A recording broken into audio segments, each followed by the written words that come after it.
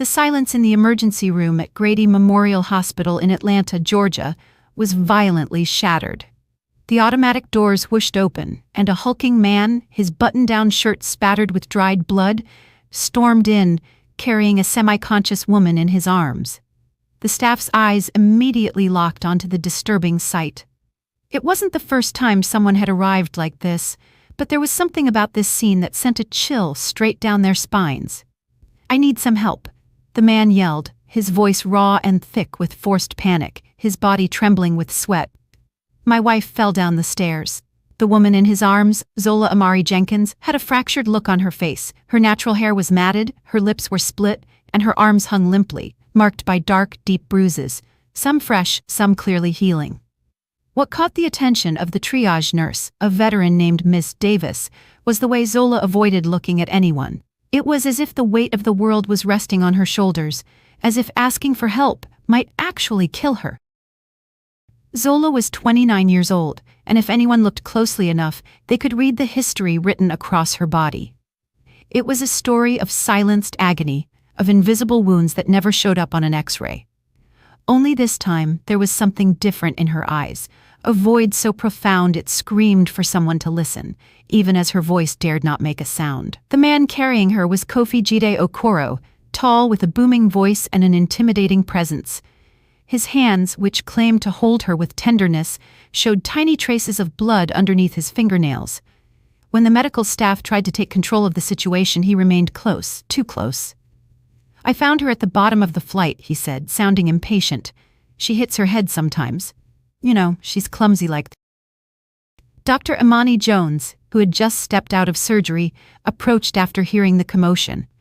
With almost 20 years of experience at Grady, she had developed a sixth sense for recognizing what wasn't being spoken. Seeing Zola, she knew this battered body was not the result of a simple fall. "Let's move her to Trauma 1, she ordered, her voice firm. "We need X-rays, a head CT scan, and a full panel of labs." Kofi tried to follow them into the restricted area, but was politely, though falsely, stopped by the male nurse, Elijah Ely Cole. "We apologize, sir. Hospital procedure? You'll have to wait out here." "But she's my wife." "Precisely," Eli said, maintaining his calm, even smile. "We need space to work without distractions." As the gurney turned the corner toward the trauma bay, Zola slowly turned her head and looked directly at Eli for the first time. It was a mere instant, but in that second something silent was conveyed. It wasn't a plea. It was a testament. "Can you move just a little for us?" Eli asked gently as they settled her onto the exam table. She nodded barely. During the examination, the silence in the room was so thick it felt painful. Dr. Jones clinically assessed every part of Zola's body, not letting the horror show on her face. Broken ribs, a fractured ulna, circular-shaped burns, like from a hot spoon, scars across her back as if made by a belt buckle, and an old, untreated fracture in her jawbone. "This is not recent," the doctor quietly told Eli. "This has been going on for years." Eli swallowed hard. He knew it already, but hearing it confirmed by the doctor made it all too real. As he cleaned a laceration on Zola's eyebrow, he spoke in the softest voice he could muster. "Does it hurt a lot?" "Not as much as other days," she whispered, without opening her eyes. Eli felt something break inside him, and he knew they had to act now. Meanwhile, Kofi paced the waiting room, walking in circles. He demanded updates, checked his watch impatiently, talked on his cell phone pretending to be concerned. But in his eyes, a glint of chilling control never faded. When Dr. Jones came out to speak with him, her words were measured. "She's going to be in observation for a few hours. There are some injuries that concern us. Can I see her now?" "No, she needs to rest. To rest." Kofi frowned, his fists clenching, but he said nothing. At that moment, the doctor gave a discreet signal to Tasha Williams, the hospital social worker who had already been briefed. Tasha approached the observation room, sat by Zola's bedside, and spoke without rushing. "Hey, Zola, I just want you to know you're safe here. Nobody can hurt you." Zola didn't respond. Her eyes were fixed on a dead spot on the ceiling. But when Tasha mentioned the word shelter, a silent tear slid down Zola's cheek. "You don't have to decide anything today," Tasha continued. "Just know that there's a way out, that this is not what you deserve." Eli watched from the doorway. He had never seen a silent tear convey so much. That night, as the hospital settled into its nocturnal rhythm of low lights and soft footsteps, Kofi tried to enter the room again. He wore a dark hoodie and walked stealthily, but someone had anticipated his intentions. "What are you doing here?" Eli asked, meeting him halfway down the hall. "I want to see my wife," Kofi hissed through gritted teeth. "You're not authorized. I told you, she's my wife. As of this moment, you cannot come any closer." Two security guards instantly appeared behind Eli, and behind them, Assistant District Attorney, ADA, Keisha Grant, stood, a folder in her hand and an expression that cut through the air. "Kofi Okoro," she stated firmly, "there is an active restraining order against you. Please come with me." Kofi took a step back, trying to talk, to justify himself, to feign surprise, but his act wasn't working anymore. "Y'all don't know who you're messing with," he growled as they handcuffed him. "She's sick. I'm the one who takes care of her." His shouts echoed down the hallway. In her room, Zola opened her eyes for the first time since she was brought in. She didn't ask what was happening. She simply closed her eyelids and let out a long sigh as if she could finally breathe freely. Eli came in shortly after, placed a fresh blanket over her, and checked her vitals. "He's out," he told her. "Really out, and he's not coming back." Zola pressed her lips together as if speaking were still too dangerous, but this time, she didn't fall back asleep with a frown. At dawn, Tasha returned, bringing a cup of chamomile tea and sitting down next to her. "Would you like us to notify anyone? Your family? A friend?" Zola hesitated. Every question seemed to open a door with ghosts hiding behind it. "My sister Nia. She lives in Charlotte, North Carolina. We haven't spoken in years. Do you want us to contact her?" "Yes, but don't tell her everything yet." Tasha nodded. There was no need to pressure her. Before Tasha left, Zola looked out the window. Outside, the sky was turning a pale, hazy blue, the city indifferent to her pain. But in that corner of the hospital, something had fundamentally changed. "What if this time I can actually leave?" she whispered. No one answered, but for the first time, the question didn't sound absurd. The room filled with light, and though the wounds were still there, something new began to stir. The small, fragile possibility of starting over. The echo of the guard's footsteps still lingered in the hospital hallways when Zola awoke from the longest sleep she'd had in weeks. Sleeping without fear felt strange, almost guilty. For the first time in years, the morning didn't arrive with screams, slammed doors, or insults disguised as affection. The soft light filtering through the blinds didn't burn, it caressed. The silence wasn't a threat, it was comfort. Eli entered with a breakfast tray moving quietly. Zola looked at him and offered a faint smile, one of those that doesn't come from happiness but from recognition. He approached calmly, as if knowing that any sudden movement could unleash a storm inside her. "Did you get some rest?" he asked, not expecting an enthusiastic reply. "I think so. Though I'm not sure if it was sleep or passing out," Zola said, her voice raspy. "The important thing is that you're here, and he's not." She looked down, as if that he still occupied a corner of the room. Eli didn't press. He left the tray and walked out. Minutes later, Tasha Williams appeared in the doorway. Her presence carried an energy that didn't impose itself but couldn't be ignored. She sat at the foot of the bed without notebooks or files, just her and her willingness to listen. "Can I stay a while?" Zola nodded. Tasha waited a moment, then spoke. "Whenever you're ready, I'm here." Zola swallowed. The air in her throat felt like a mouthful of crushed glass. Her eyes searched for something on the ceiling, as if the words would be easier to find up there. Her eyes searched for something on the ceiling as if the words would be easier to find up there. Then she spoke. "The first hits were an accident, or so he said. He shoved me when we were arguing over a bill. He apologized all night. He cried. He bought me a new phone. He told me he did it because he loved me, that he was protecting me, that I wouldn't know how to live without him. I believed him." Tasha didn't interrupt her once. "Then he started checking my texts, telling me who I could talk to. He deleted my social media. When my best friend tried to visit, he yelled at her that I wasn't interested. I cut everyone off, my mother, my sister, myself. And once I had nobody left, he beat me like I was his punching bag." Tears streamed down unbidden. They weren't tears of sadness, they were of pent-up outrage. "I used to think I deserved it," she blurted out as if confessing a crime. Tasha moved closer and gently took her hand. "What do you think now?" Zola took a deep breath. as if learning how to do it for the first time. I think if I stay, I won't live. In another part of the hospital, ADA Keisha Grant reviewed the documents. Her brow furrowed. Her desk was covered with copies of x-rays, photographs of injuries, medical testimonies, and police reports. The evidence was solid, but she knew the real challenge would be facing Kofi, a man with connections, emotional manipulation skills, and enough ego to believe he was untouchable. He might get bail, she muttered, marking key pieces of evidence with a red pen. If he gets back out on the street, he won't give her another chance. She requested Zola's psychiatric assessment, the social worker's protection report, and the doctor's statements. She drafted a formal petition to the judge for preventative detention, citing flight risk and danger to the victim. Zola's name appeared in bold on every report. Keisha knew she couldn't fail. That same day, a visitor arrived at the hospital, Nia Jenkins, Zola's sister. She had driven from Charlotte, North Carolina, her heart lodged in her throat. The last time she'd talked to Zola was 2 years ago, when her sister abruptly cut off all contact.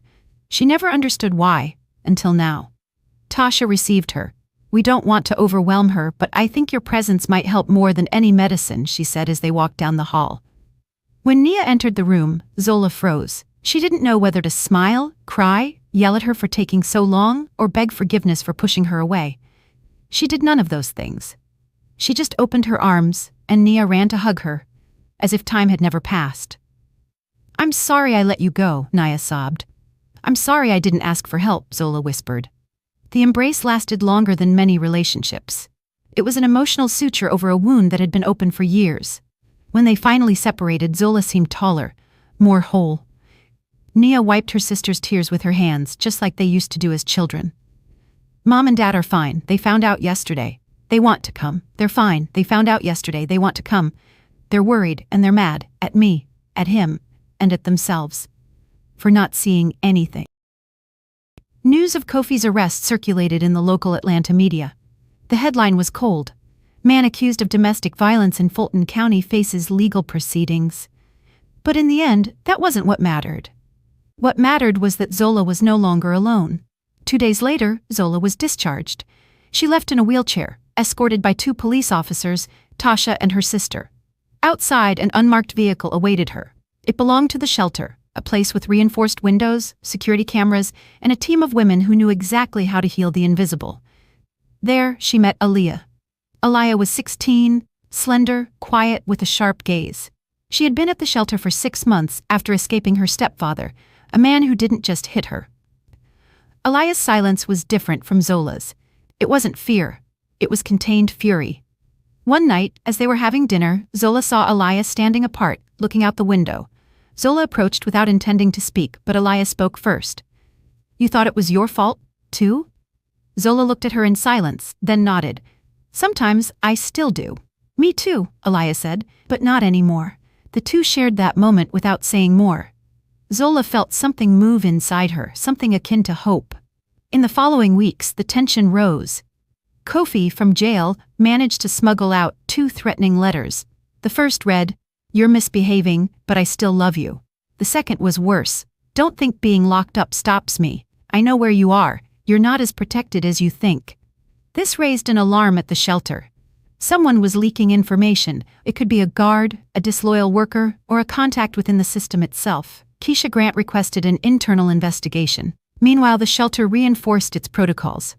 Zola had to change rooms, routines, and habits. The fear returned, but this time, it was accompanied by something new.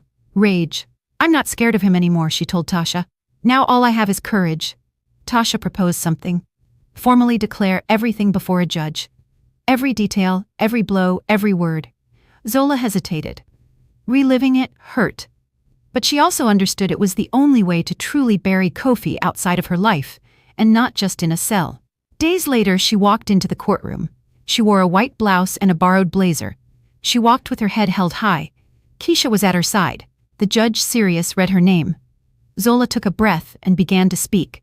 She described how he forced her to use makeup to hide the bruises, how he turned off her phone so she couldn't call her mother, how he forced her to quit her job to take care of her, how he locked her up for 3 days once because she went out without telling him.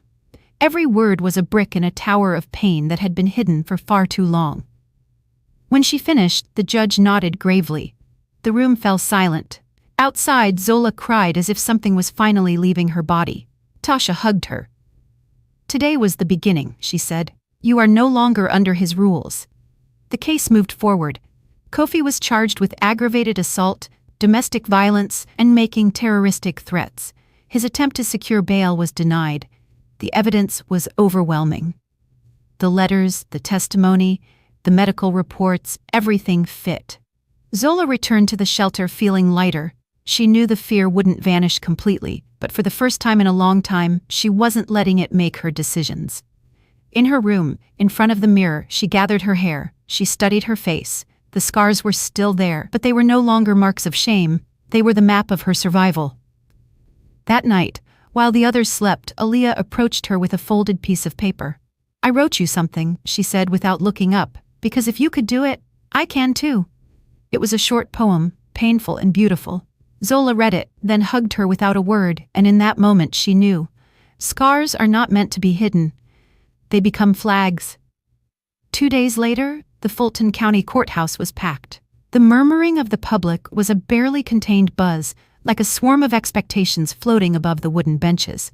Outside, the press huddled, anxious to capture a photo, a quote, a face that would justify the headlines they were already drafting. Domestic violence trial shakes Atlanta. Zola Amari Jenkins was behind an oak door, her hands cold and her heart pounding like a war drum.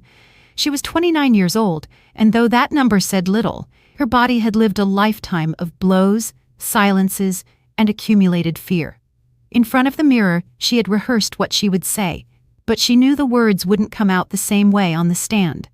Beside her, Tasha held her hand.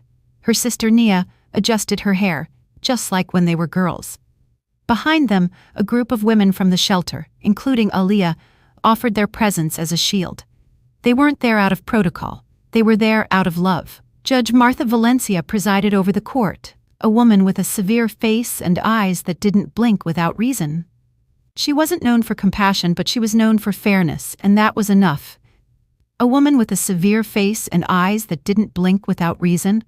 She wasn't known for compassion, but she was known for fairness, and that was enough. To one side of the stand, Kofi Okoro waited, his handcuffs concealed under the table, wearing a practiced smile that didn't reach his eyes. He had lost weight, and the suit he wore was wrinkled. Yet his gaze was still that of a man who believed he had lost nothing, as if the world still owed him something. When the clerk called Zola's name, the courtroom fell silent. She walked slowly toward the stand. She didn't tremble with fear. She trembled with memory. Each step made her more conscious of where she was and everything she had left behind to get there. Of where she was and everything she had left behind to get there. "Full name," the judge said. "Zola Amari Jenkins. Age 29. You may begin your statement." Zola took a breath. She looked straight ahead. She didn't look at him, never at him. "For 6 years I lived with the man sitting right there. The first few months were normal. At least I thought so. He told me he loved me, that he protected me. He isolated me from my friends, from my family, from myself. The first time he hit me, he cried and begged for forgiveness. He brought me flowers. He promised it would never happen again. He did it again 2 weeks later." Zola's voice didn't crack. It held a steadiness she didn't recognize in herself. "I wasn't an immediate victim. I became one little by little. I stayed when he yelled at me. I stayed when he locked me inside. I stayed when he cracked my rib. I thought it was my fault. I thought I provoked him. I looked at the judge, then at the people in the benches until I got to the hospital, and they looked at me like I deserved something better. They asked me if I was hurting, and I answered, not as much as other days. It was the first time I heard myself speak the truth." Keisha Grant, the ADA, presented the evidence. Photographs of the injuries, the medical reports, the threatening letters from jail, the testimonies of Dr. Imani Jones, Nurse Eli Cole, and social worker Tasha Williams. Every word matched, every image hurt. Dr. Jones was clear. There is no physical way those fractures were caused by a fall. They are the result of prolonged, repeated aggression. Eli spoke of finding her on the gurney, her body defeated, but her eyes pleading for help. Tasha recounted the emotional process, the fears, the sleepless nights, the trembling at any loud sound. Then something unexpected happened.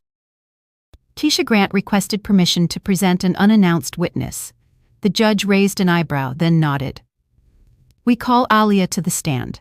Alia, a slender teenager with dark hair, walked to the front. She wore modest clothes, but her steps were firm. Zola stood motionless. She hadn't expected this. Alia stood before the microphone. Her voice was deeper than her age suggested. "I didn't know Zola before the shelter.